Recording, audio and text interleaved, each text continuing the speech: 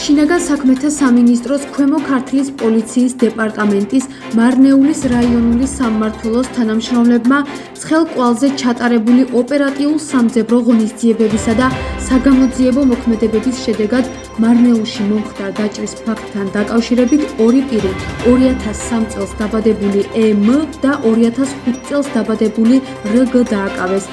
ემს ბრალად ედება ჯანმრთელობის განზრახ მძიმე დაზიანება და ცეცხლსასროლი იარაღის უკანონო შეძენა შენახვა ტარება, ხოლო რგ ცეცხლსასროლი იარაღის უკანონო შეძენა შენახვა ტარების ბრალდებითაა დაკავებული. დანაშაულები 7 წლამდე ვადით თავისუფლების აღკვეთას ითვალისწინებს.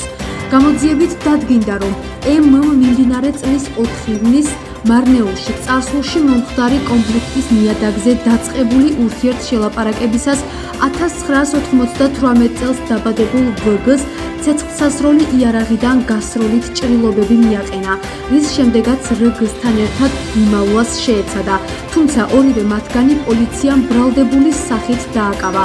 დაჭრილი მამაკაცი საავადმყოფოშია მოთავსებული, სადაც შესაბამისი სამედიცინო დახმარება utardeba. სამართალდამცველების მიერ ნივთთ მტკიცება დამოღებულია ცეცხლსასროლი იარაღები. გამოძიება სისხლის სამართლის კოდექსის 117 და 226 მუხლებით მიმდინარეობს.